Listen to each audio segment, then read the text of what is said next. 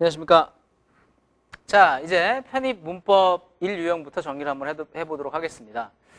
자, 제 편입 문법의 1유형은요, 아까 말씀을 잠깐 드린 대로 기본적으로 가장 많이 출제가 되는데, 이 부분들은 기본적으로 딱 보면 정답이 나오는 유형들을 말합니다. 그래서 보시게 되면, 자, 일단 첫 번째, 제1유형은 보고 답이 딱 나오는 유형입니다. 나옵니다. 누구나 다 나옵니다.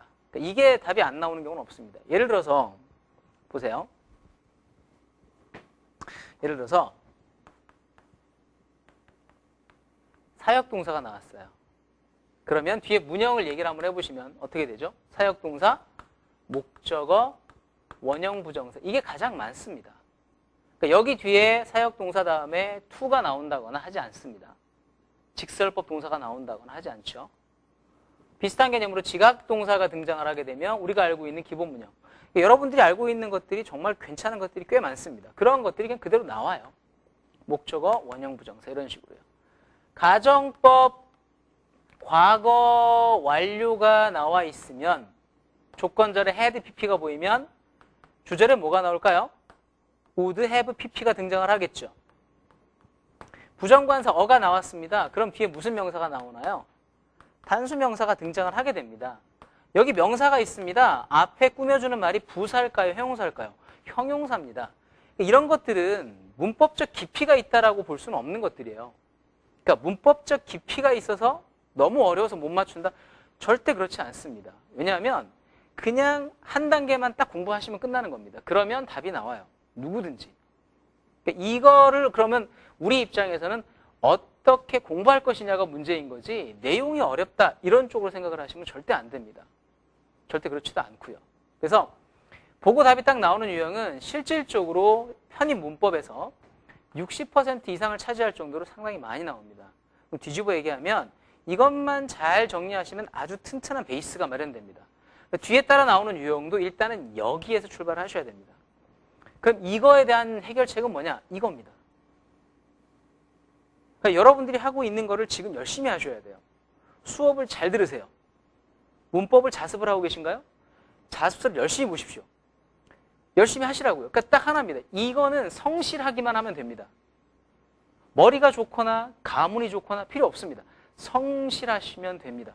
열심히 하세요. 자, 그 다음이 문제입니다. 그 다음 부분을 학생들이 많이 놓치세요. 맞아요. 이건 누구든지 시험 공부 처음에 편입할 때는 마음을 다지죠.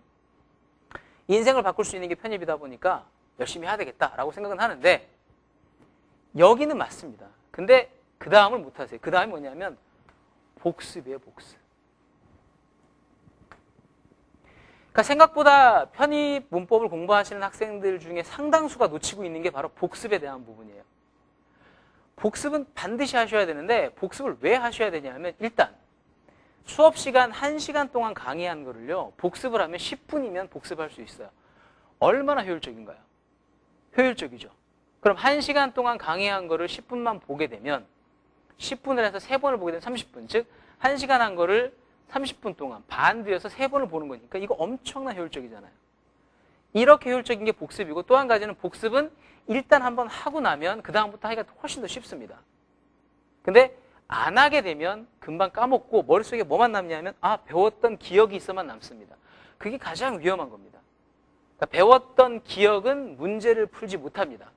그러니까 배웠던 기억이 있는 사람들은 특징이 그렇습니다. 문제를 딱 푸실 때 그래요. 풀고 나서 정답 딱 봤을 때 이런 반응이 되게 많습니다. 즉 복습이 제대로 안 돼 있기 때문에 이런 문제를 딱 보고 딱 유형들은 그래요. 보고 딱 유형들은 반응이 딱 그렇게 나와요. 맞다. 맞다. 이 맞다만 하다가 다 끝난다고요. 그러니까 12월 달까지 가서도 맞다만 계속 나오시게 되면 진짜 한 대 맞습니다. 부모님한테. 절대 그러시면 안 돼요. 복습하셔야 돼요. 복습.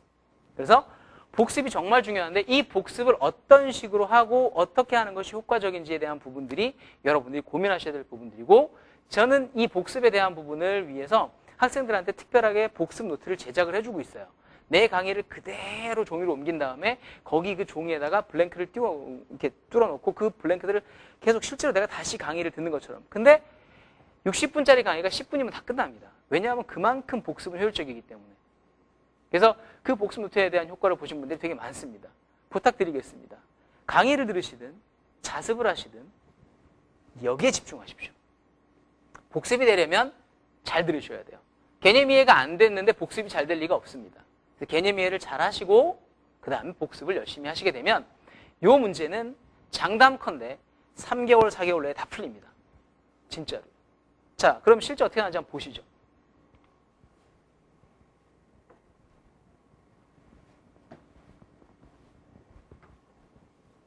자, 편입 문법의 1번 유형 관련된 건데요. 일단 한번 보십시다. 일단은 무섭죠. 학생들이 원래 그래요. 길면 무서워합니다. 읽어 나가시다가 기본적으로 딱 보이는 유형들이 있어요. 이런 것들은. 보시게 되면 수준입니다. 나중에 이제 12월 달쯤 가게 되면 다 알아요. to which 하게 되면 to the degree. 어느 정도의 수준이란 뜻으로 이 관계사 절이 그냥 to와 함께 앞에 있는 걸 꾸며주는 역할을 할 겁니다. 이만큼이요. 되시겠죠? The degree to which 하게 되면 to 이하, which 절이야 만큼의 수준이 이렇게 되는 겁니다. 보세요. 하나의 부사가 과거에 절 구조의 통합이 되었던 수준이 되시겠죠? 이해가 잘 안 되면 어느 정도 문장 안에 들어갔는지 그 정도가 펑추에이션, 구두점에 영향을 주었어요. 두 개의 자리에서 어디냐면 문장 앞부분과 문장의 끝부분에 구두점에 영향을 미쳤습니다. 부사라고 하는 것이 실질적으로 그 절과 얼마만큼 관계성이 있는지를 보여주는 수준이 구두점에 영향을 주었다. 무슨 말인지 잘 모르겠죠? 보시면 됩니다. 계속 가볼게요. 자주 구두점 없이 사용되어지는 형용사들은 밀접한 관련이 있습니다. 즉 구두점이 없으면 관계성이 깊다는 뜻이네요. 그죠? 어떤 걸까요? To the clouds in which they occur. 그들이 발생한 바로 그 문장과 관련성이 크다라는 겁니다. 전치사 플러스 관계대명사 하면 완전한 문장. 여기도 있었죠? 전치사 플러스 관계대명사 완전한 문장, 주어, 동사, 수동태 완전하고요.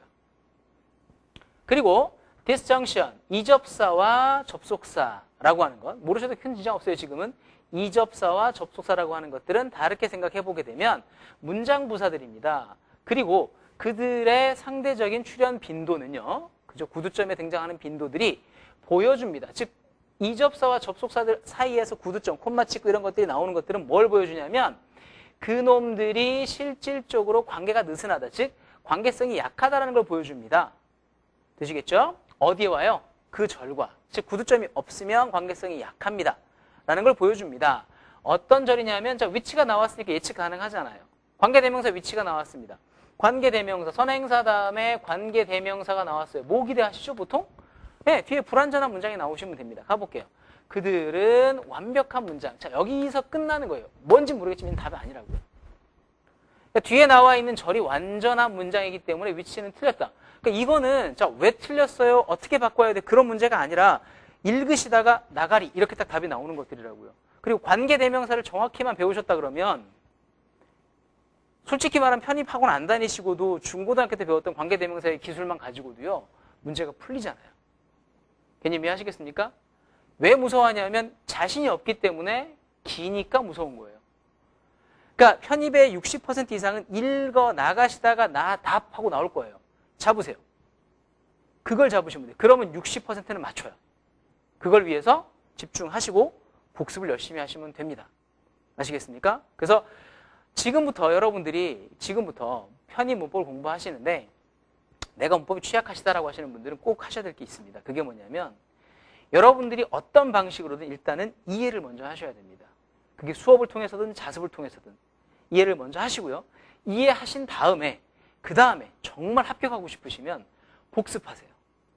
어떤 방법을 통해서든지 간에 복습하십시오. 저는 보통 학생들한테 문법 챕터를 한 2개월 정도에 한번 쭉 다 돌려주고 나서 그거를 최소한 한 3, 40번 정도는 읽으라고 해줘요. 복습하라고 해준다고요. 그러니까 3, 40번 정도를 복습을 하셔야 기본적으로 어느 정도 이게 보고 딱이 나오십니다. 그러시면 돼요. 너무 많다고요? 그러면 편입은 힘들어요. 여러분들이 할 수 있는 한 최대한 열심히 하시라고요. 그러니까 정말 미안한데 이것만 들으면 돼 라고 하는 그런 강좌들은 정말 미안한데 그렇지 않을 공산이 큽니다. 부탁드리겠습니다. 합격하고 싶으시면 복습하십시오. 그러면 편입에서 문법은 60% 이상은 확보할 수 있습니다. 특히 이과 학생들이면요. 복습만 가지고도 합격할 수 있습니다. 열심히 하십시오. 복습을. 다음에 2번 유형으로 뵙겠습니다.